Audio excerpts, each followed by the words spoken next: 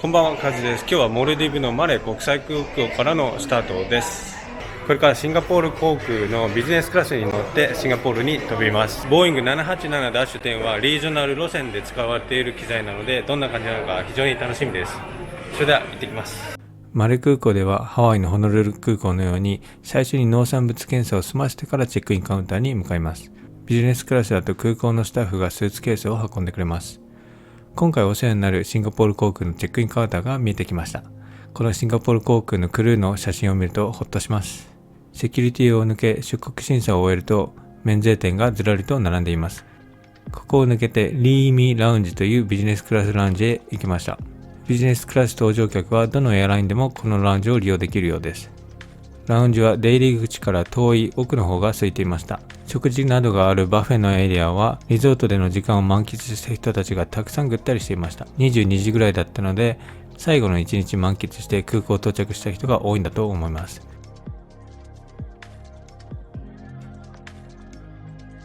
ラウンジに用意されている食事はベーシックなものが多かったです。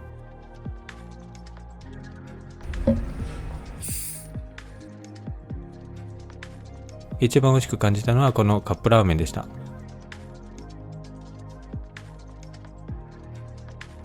ハネムーンの聖地モルディブだけあってカップルが多かったです。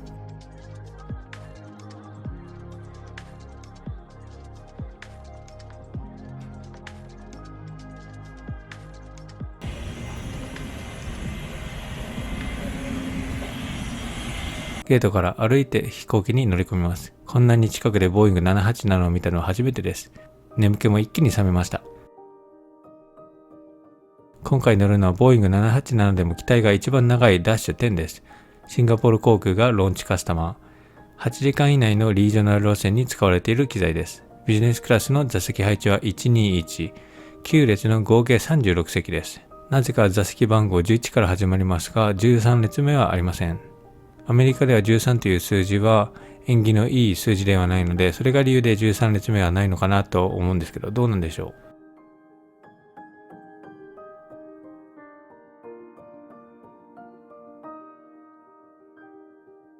シートの製造はステリアエアロスペース社で、最新シートソルスティスシート3です。エティハード航空やタイ航空ビジネスクラスでも使われているシートです。そして非常にこのプロダクトネームが発音しにくい。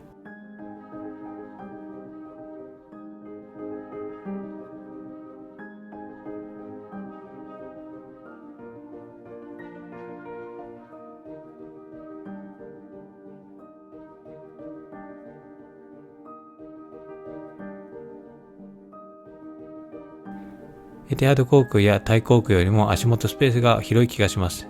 寝返りを打っても足が窮屈に感じないぐらい高さに余裕があります。トレーテーブルはモニターの下に収納されています。半分に折りたためるので食事中立ち上がることも可能。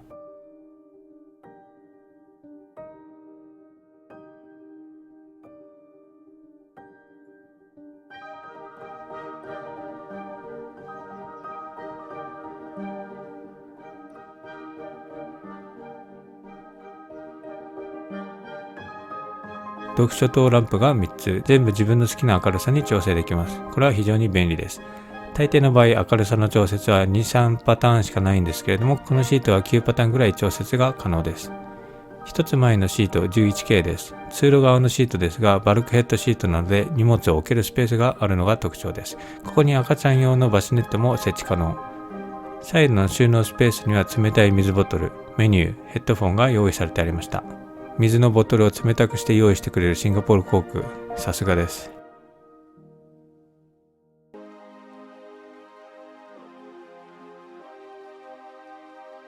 シンガポール航空ビジネスクラスといったらミラーです。もちろんボーイング 787-10 にもあります。アームレストはボタン一つで両方の高さが調節可能です。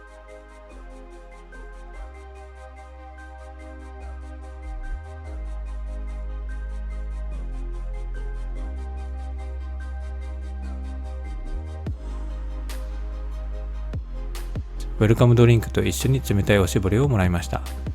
気温、湿度が高いモルディブではとてもありがたいサービスです。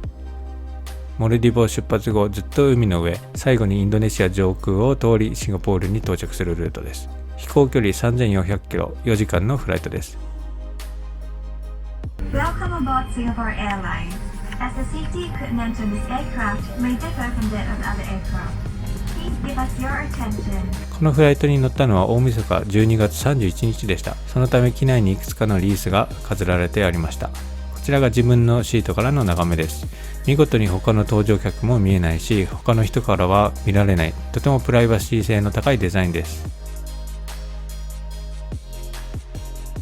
シンガポール航空ボーイング787-10のビジネスクラスの一番前の右側のトイレの中です。すごい余裕がありま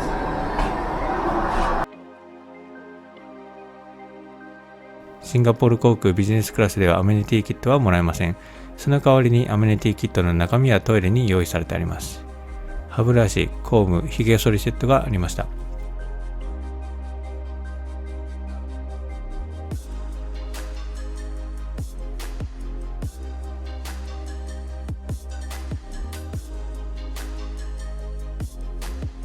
ホリデーシーズンということでメニューも特別ホリデーレイアウトです。シンガポール航空の食事とドリンクの種類の多さには毎回びっくりです。リージョナルフライトでもシャンパン、白ワイン2種類、赤ワイン3種類、紅茶に至っては10種類ほどありました。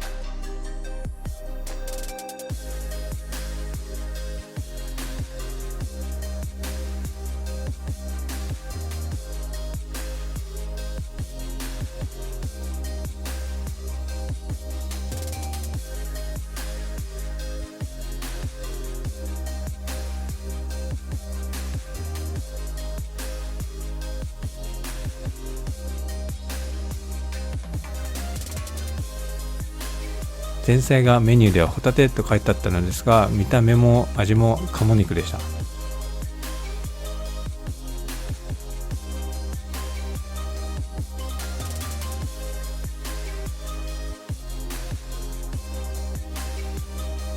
ガーリックブレッドも美味しいのですが、この四角いビスケットみたいなのが非常に美味しいので、ぜひお試しください。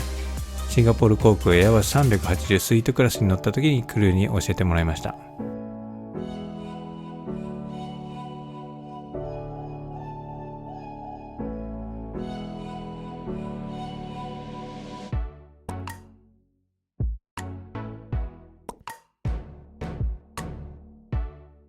リージョナルフライトでもシンガポール航空ビジネスクラスに乗ると、フライトの24時間前までならオンラインで事前にメインの予約ができるブックザクックというサービスを利用できます。路線によってメニューが異なります。今回はモルディブ発ということで、この路線でしか食べられないモルディブ産のマグロを使ったコロッケをオーダーしてみました。しっとりしていて美味しかったです。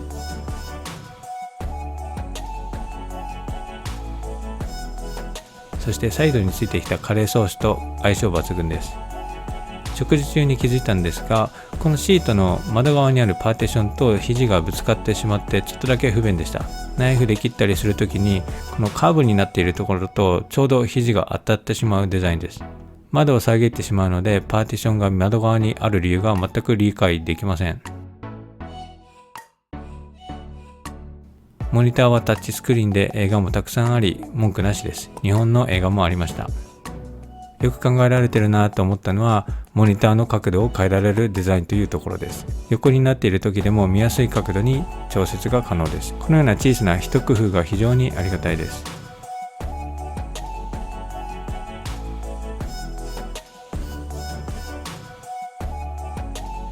デザートはクルーおすすめのチーズケーキと紅茶を一緒にいただきました。甘すぎずしっとりした食感で最高です。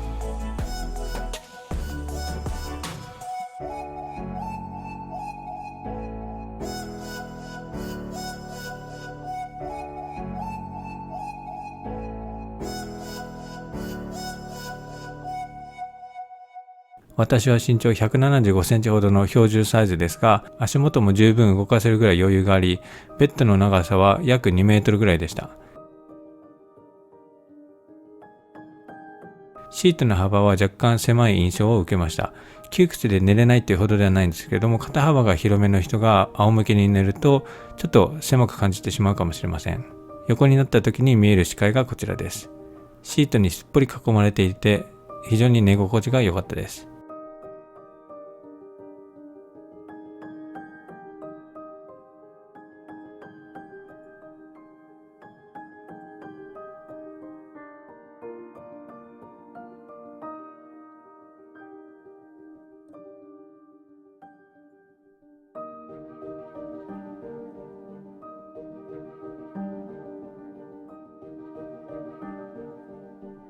シンガポール着は朝6時30分。いつ見てもシンガポールの船がたくさんある景色は素晴らしいです。窓側にあるパーテーションが食事中に肘と当たってしまう点以外はシート、食事、クルーすべて満点です。いつ乗っても安定感のあるシンガポール航空ビジネスクラス、素晴らしいです。今回のフライトと次のフライト、シンガポール・ロサンゼルスの特典航空券で使ったマイル数は10万9000クリスフライヤーマイルでした。